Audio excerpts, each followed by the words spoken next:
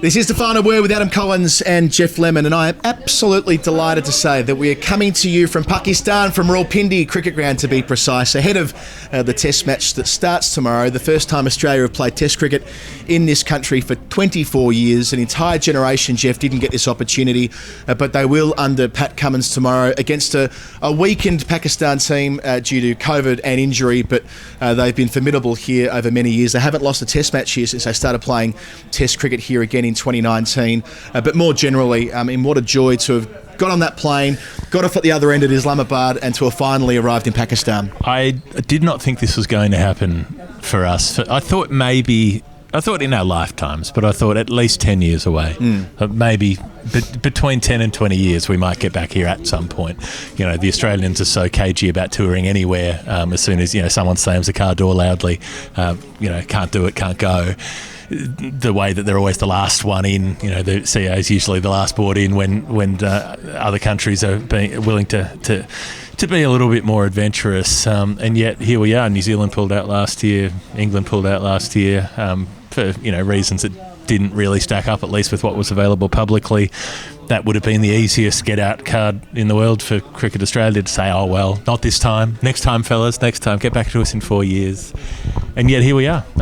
Pat Cummins is here. He's leading his team. The interim coach is here, Andrew McDonald. You can see the pitch behind us. We're down here. It's absolutely like peak hour down here. Everyone's here. About 400 technicians. The smell of fuel in the air. Everybody's plugging things in and seeing if they work and seeing if they don't. So are we. And it's remarkable that this will be sold out, and we'll be hearing that crowd over the next 5 days. Yeah, they're painting on the sponsor signs on the ground. They're adding seats. It's like a wedding seat style situation here at Rawalpindi, where some of the terraces they can bring chairs in or take them away. Well, the good news here at Rawalpindi is that they've agreed to let capacity be 100%. All 15,000 tickets will be sold. It was going to be 50% with COVID, but apparently we've heard local reports that all 5 days have been sold out, which is just wonderful. The atmosphere at this boutique ground will be something else, Geoff.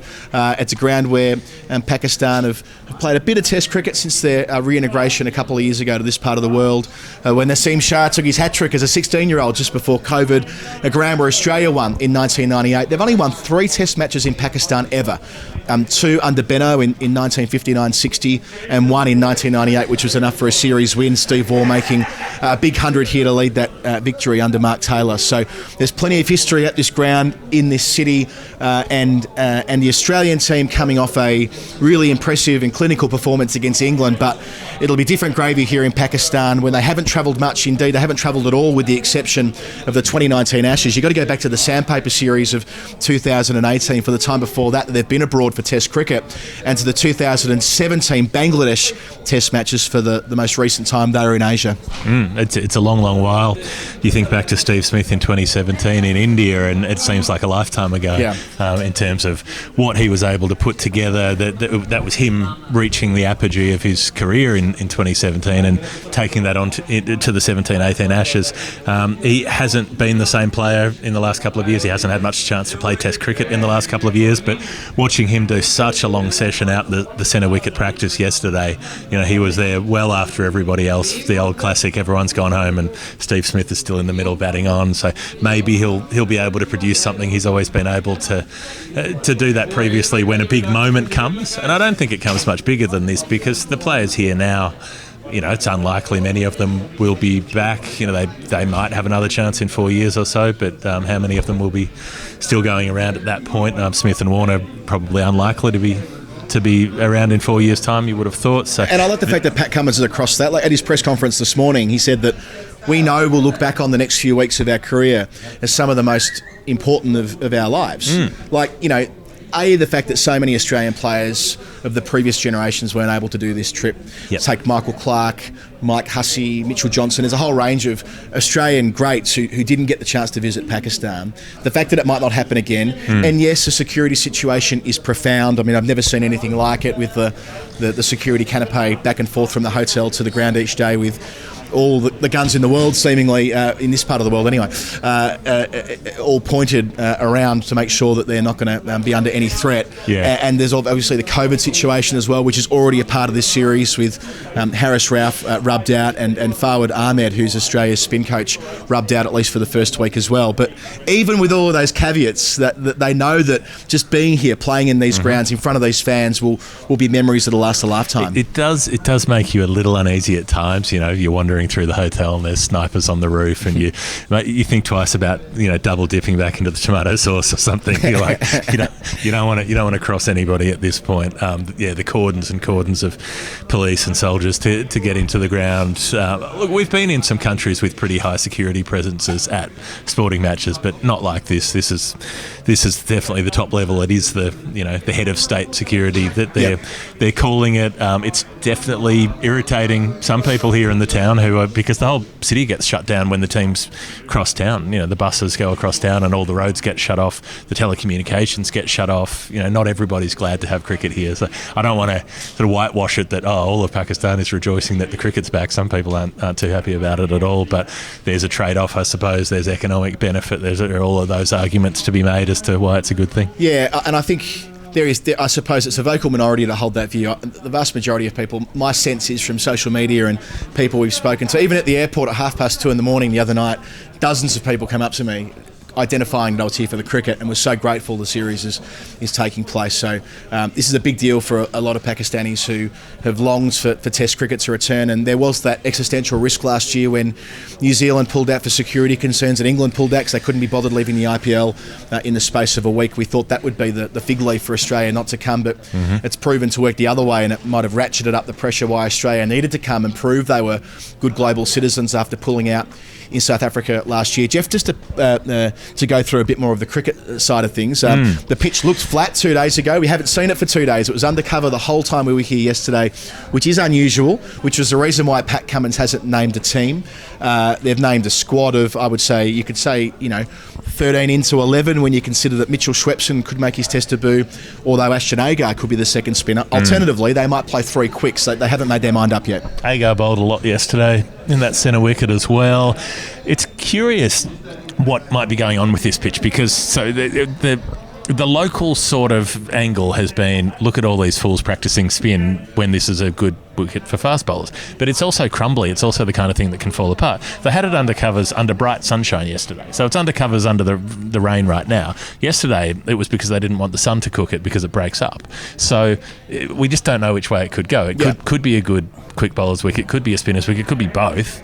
And if it's rough, then it'll reverse as well. So that could bring the spinners into it and bring the quicks in later in the innings. So maybe it's happy days for everybody. Yeah. But the last few times they've played here, it's been a fast bowler's pitch. They've taken the wickets, they've done the damage. So, I suspect Australia will go conservative. They'll go with their three frontline quicks. They'll have Green as a backup and they'll have one spinner, but you never know. I reckon they'll go the other way. I think the fact that the pitch looks so ready to play on 3 days before the Test would suggest its balance of probability spin will be a major factor on day 4 and day 5. And they won't want to get caught out the way they were at Sydney a couple of months ago when they only had that one frontline spinner. So that might tilt them that way. And the word on the street is that Agar might get that chance. So Schwepson, who's been in Australian squads for 5 years now, still has to wait for that Test debut. He might have to wait till Sri Lanka later in the year.